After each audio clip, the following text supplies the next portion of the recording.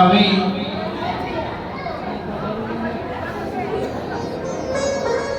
ওই রূপে একটি তুলনা দেব।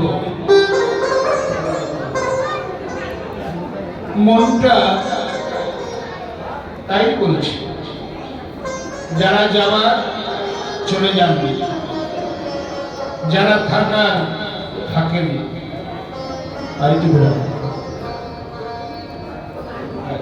এমন একটা জায়গায়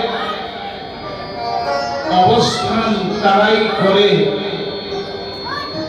যাদের পূর্ব পরম্পরা সংস্কার, তারপর কোন মহৎ ব্যক্তি করুণা তার প্রতি বর্ষিত হয়, তারপর যদি তার শীত আকাশে একটু গৌর গোবিন্দের নিবিড় ভজনের আবেশ পরিলক্ষিত হয়,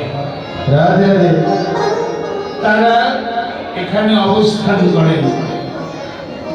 আরেকজন করেন এখানে যার কথা আলোচনা হয়, যার গুরু কীর্তন পরিবেশন করা হয়, যদি তাকে কেউ ভালোবাসে, কৃষ্ণ ভালোবাসা আর গৌরকে ভালোবাসে একই কথা। তবে আমার গৌরের কথাটাই বলি, আমার গৌরকে ভালোবাসার অধিকার সবার আছে। শাস্ত্রকার বলেছেন, যে ভজে সেই বড় অবক্তিহীন ছাড়, কৃষ্ণ ভজনে নাই জাতি কোলের বিচার। কৃষ্ণ ভজনে কোনো জাতি কোলের বিচার নেই। যে ভজে সেই উত্তম, তটস্থ হইয়া বিচারিলে আছে রাধে রাধে। এমনি লোকগান, সময়টা ভালো না, 10টা 2টা, ঘুম জড়ানোর সময়। যখনই ঘুম আসবে তার সঙ্গে যুদ্ধ করতে হবে।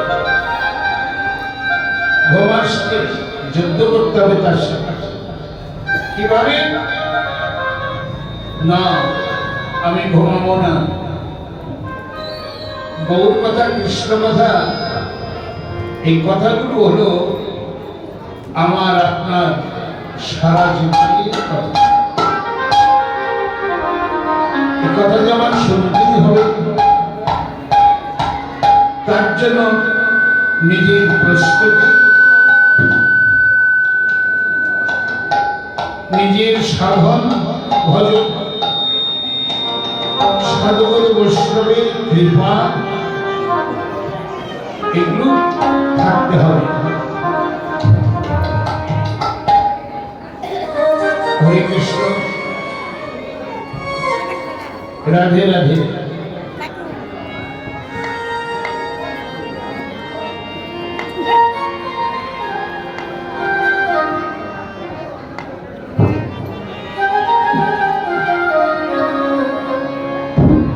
এগুলো থাকতে হবে। 10 মিনিট আপনাদের তার সৌন্দর্য নয়ন ভরে দেখলে, দেখার পর তার অন্তর বিবেকে দগ্ধীভূত করল অহংকারের তীব্র জ্বালা।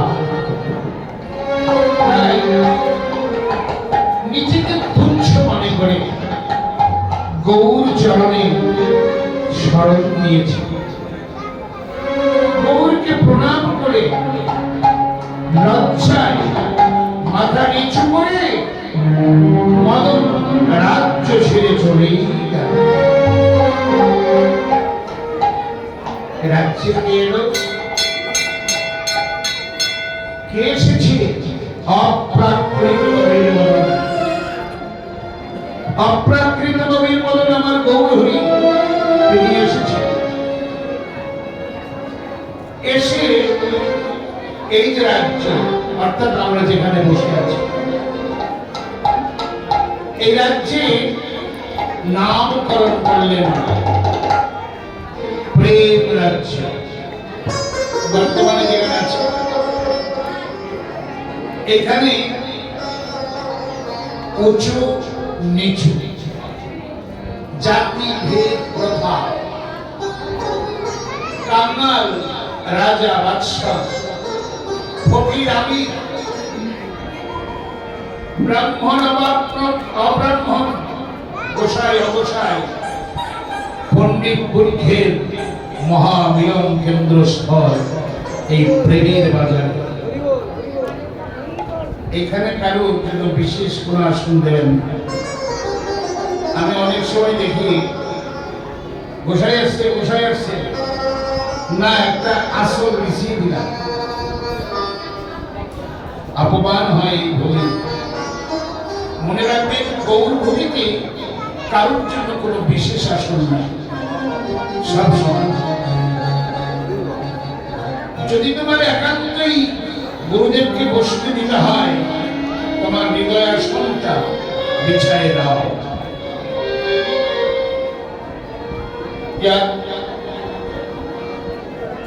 নাগরী প্রথম সূত্র উল্লেখ করলেন শ্রী গৌরাঙ্গ রূপে। আজ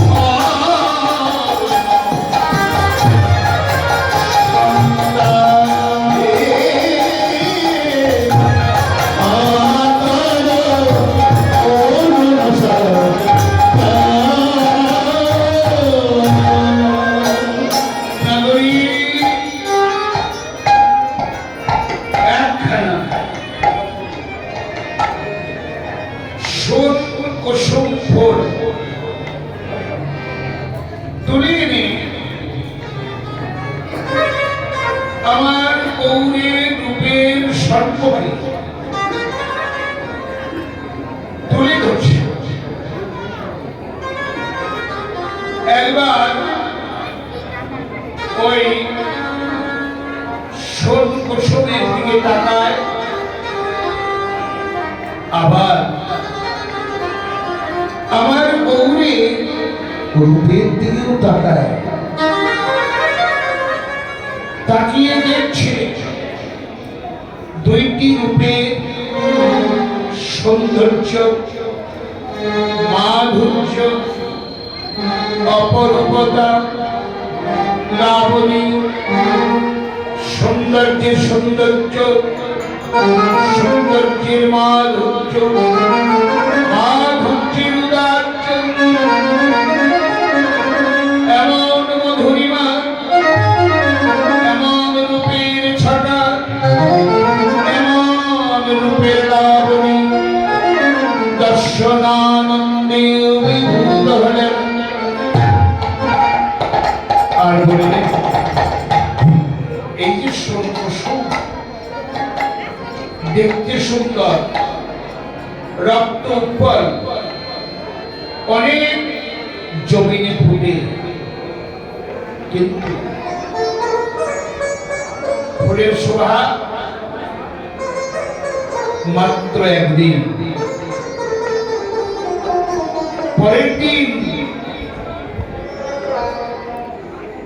মলিন হয়ে যায়। ফুলের শোভা কি একদিন থাকে, তাই না? আর ভগবানের রূপের শোভা অনন্তকাল। ফুলের মাধুর্য হারায়, ভগবানের ঐশ্বর্য মাধুর্য জীবকে প্রেম সাগরে ডুবায়।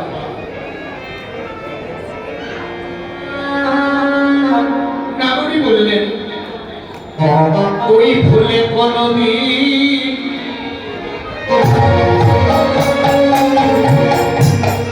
অলি বসে না,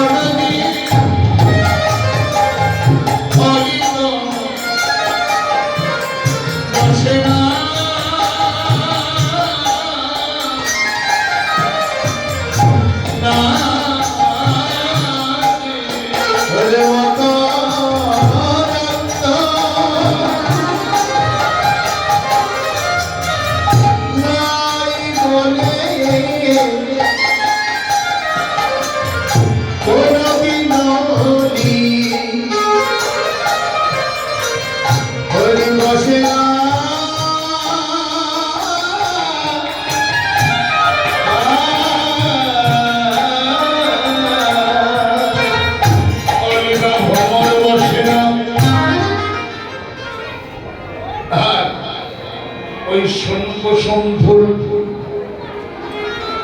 আমার গোবিন্দের সেবায়ও লাগে না। যে ফুল কোনদিন কৃষ্ণ সেবায় লাগলো না, কৃষ্ণ সেবায় লাগলো না, সে ফুল ফুটেই বা কি লাভ হলো? যে হৃদয় কোনদিন কৃষ্ণ বলে কাঁদলো না, সে তো হৃদয়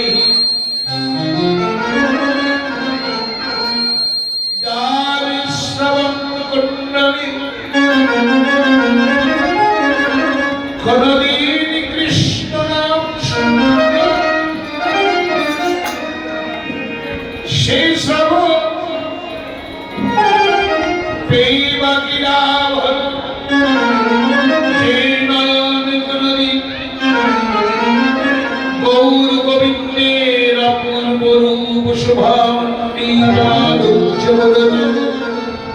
দর্শন করল না, সেই নয়ন কি লাভ হলো? যে বদন কোনদিন তার মধুমাখানা উচ্ছ্যাপন করল না, সে বদন কি লাভ হলো? যার বেদন গৌর গোবিন্দের চরণ প্রান্তে লুটিয়ে পড়ল না, তারই মানব হবে কি লাভ হলো? তুমি হস্ত প্রসার করে ঠাকুর দয়া করো বলে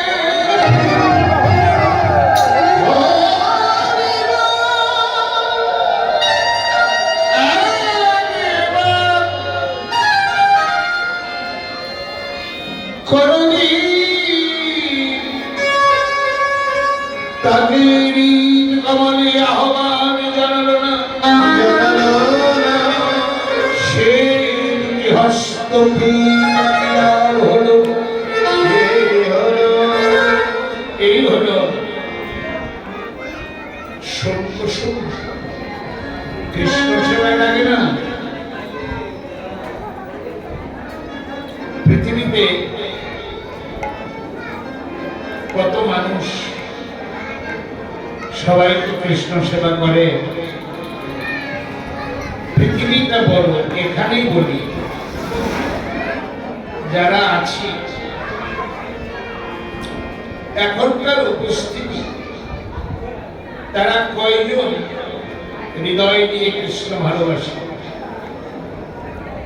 কয়জন ব্যক্তি প্রভাতে স্নান সেরে ভগবানের ভজন করতে যেটা বলা হয়, সেখানে 10টা মিনিট বা 5 মিনিট বসে ধ্যানস্থ নিমগ্ন হই, তাহলে ভাবনা করি কয়জন মানুষ আমরা ভগবানের চরণে চন্দনে বিষয়ে তুলসী দলপত্র নিবেদন করে তার গন্ধ নাসিকায় গ্রহণ করি। বিচার করুন কয়জন আছি আমরা?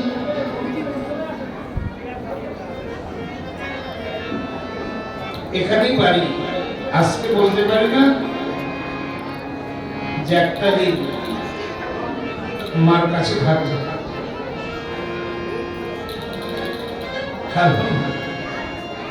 সন্তান যদি মায়ের কাছে থাকে, সন্তানের এর সাথে নিরাপদের জায়গা আর কোথাও নেই, মার কাছে থাকে।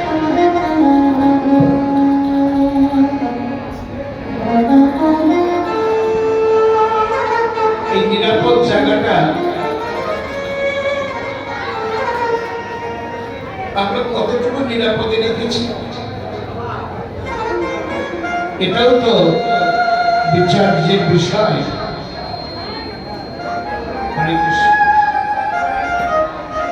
দেখেন, ঘাটে, মাঠে, বনে, পথে, বাজারে, প্রান্তরে, নদী তটে, জঙ্গলে, অপরিচিত রাস্তায় কত ফুল ফুটে থাকে না? উপরও আশা নেই ফুটে, কেউ যদি তুলে নিত আমায়। দেখেন কচুরি ফুল তো দেখেন জলে থাকে, কচুরি ফুল পড়ল, আমি যে এক কচুরি ফুল থাকি চিনির ঝলে জলে, ভালোবেসে কেউ আমারে নেয় না তুলে তুলে, নেয় কি কেউ? ওর আত্মকথা আছে না, ওর মনের কথা আছে না? হরে কৃষ্ণ। বর্ষাকালে জন্ম আমার, মরণ কি মরণ স্বপ্নকালে ভালোবেসে কেউ আমারে নেয় না হাতে করে। আমি কি একটা ছবি হরিমল খাকি ঝিলের জলে, ভালোবেসে কেউ আমারে নেয় না হাতে করে। হরে কৃষ্ণ।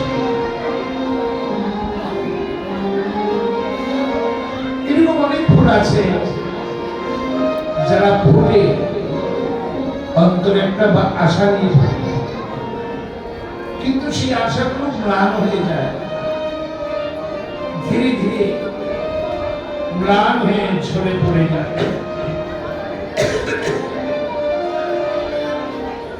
তেমনি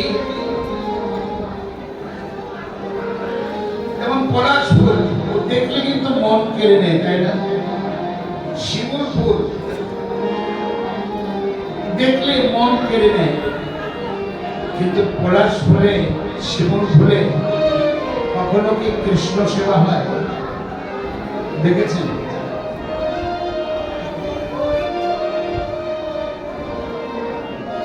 ছোট ছোট সাদা ফুলগুলো যেখানে গাঁথা আছে মারা, ওই ফুলগুলোই গোবিন্দের চরণে শোভা পায়। ওইরকম ফুল ফুটে আছে। আপনি কি বলি, সকালবেলায় স্নান সেরে ফুল চয়ন করতে গেলে গাছে অনেক ফুল ফুটে আছে, আপনার নাগালে মধ্যে যা যা ছিল সেই ফুলগুলো তুলে নিয়ে ভগবানের সেবা করলেন। বাকি ফুলগুলো গাছে রয়ে গেল। ওদের অন্তরের বেদনা, আহা, ফুটেছিলাম একই সময় একই কারণে।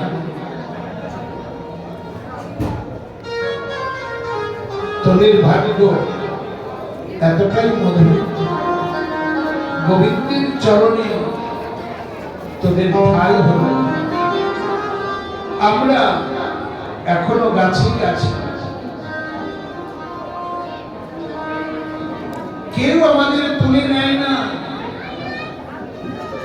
এখন যেমন শোভা আছে, আগামীকাল এই শোভা ম্লান হয়ে যাবে। পথের ধুলায় পড়ে থাকে কত মানুষের পায়ের আঘাতে আমাদের সৌন্দর্য হারিয়ে থাকে। একে অপরকে বলছে, ভাই যদি ঝরে পড়ে থাকতেই হয়, চলো সেই পথে গিয়ে ঝরে পড়ে থাকে, যে পথে প্রতিদিন কৃষ্ণ ভক্তের গতাগতি হয়।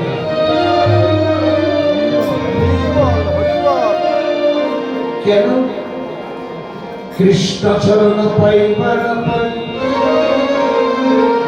সেদিন ভক্তের চরণ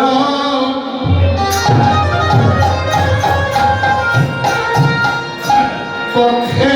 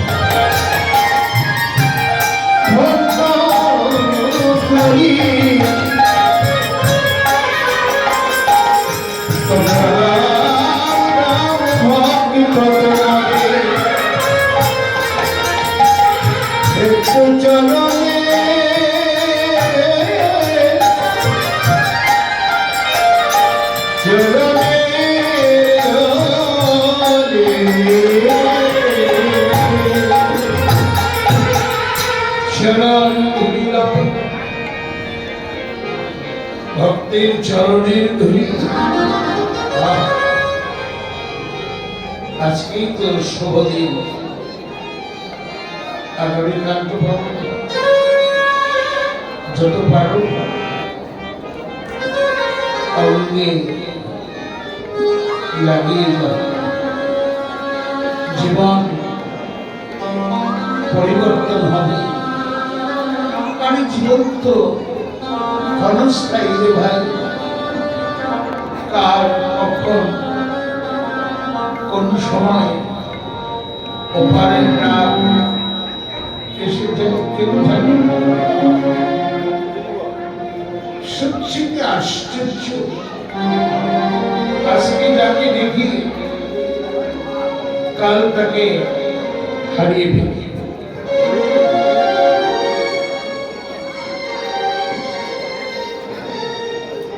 এখানে এই যে আমাদের পাঞ্জাবাড়ি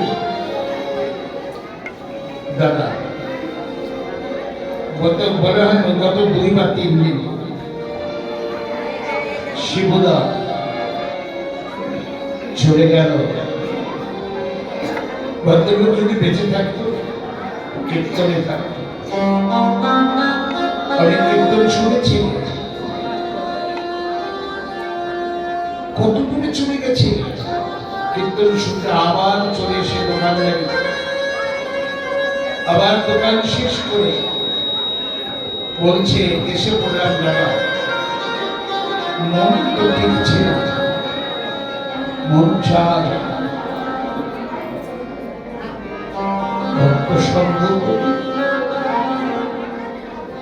এ জীবন পূর্ণ করা, এ জীবন ধন্য করা একমাত্র শ্রেষ্ঠ উপায় এই ভক্তের সঙ্গ। কিন্তু সেই সঙ্গ পূর্বজন্মের যে স্বীকৃতি না দিতে হয় না, মহৎ কৃপা লাগবে, তবেই তো এই সাধু সঙ্গ। তাই সেই কুসুমে আর আমার গৌরীর রূপের তুলনা হল। পরিশেষে গাঙ্গুলি বললেন, প্রাতঃ অরুণ সন্তান, প্রভাতকালে অরুণ পূর্বাকাশ রঞ্জিত করে উদয় হয়। যখন তার আলোক রশ্মি চতুর্দিকে প্রখরতা লাভ না করে, যে রক্তিম আভা তার সঙ্গে নাগরিক সে গৌরাঙ্গের রূপের তুলনার সূত্র তুলে ধরলেন। অন্য নাগরিক বললেন, শরীরে তাই বা কি করে হয়, আবার কি করে হয়? যখন উদয় হয় নাম তার ভালো, যখন মাঝখানে আসে নাম হয় তার দিবাকর, যখন অস্ত যায় নাম হয় তার রবি, যখন দিবাকর নামে তার ঋগ মন্ত্র ঘোষণা করে, তখন জগৎ ব্রহ্মাণ্ডে তার উত্তাপ, তার প্রখরতা পতিত হয়। ঘাটে মাঠে হাটে বাজারে লোক সানন্দে চলাচল করতে পারে না।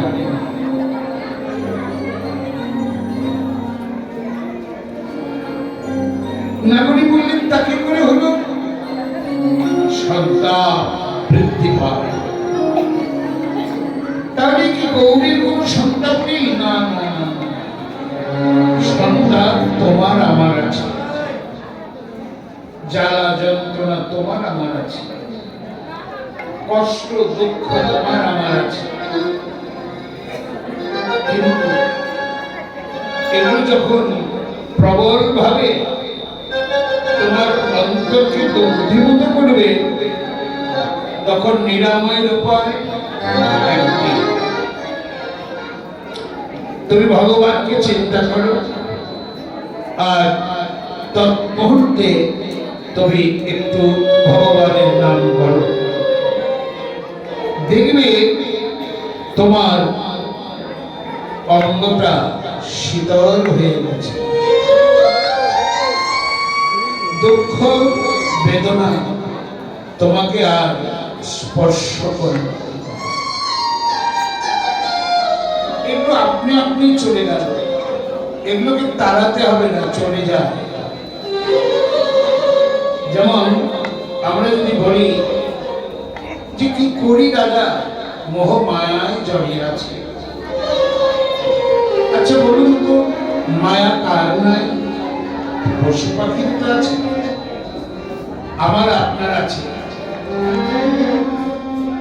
গীতার শাস্ত্রে এই মায়াকে দুই বিহস্য গুণাময়ী মম মায়া দূরত্বয়া, একে পরিহার করা সামান্য কথা নয়, কিন্তু একটি কাজ করলে মায়া আপনাকে ছেড়ে বিদায় দেয়। ভগবান শ্রীগীতাতে বলছে, মামেব শরণং প্রপদ্যন্তে মায়া মিতমি তরন্তিতে। আমাকে যারা স্মরণ করে, আমার প্রতি যাদের নিবিড় সংযোগ আছে, আমার সেবা কাজে যারা আত্মনিবেদন করেছে, আমার ভক্তের সংস্পর্শে এসে দুইটি নয়নের জল ছেড়ে দিয়ে যারা আমাকে ভাবনা করেছে, আমি কৃষ্ণ ভগবান তাদের মায়াপাশ থেকে মুক্ত করে আনন্দ লোকে পৌঁছে।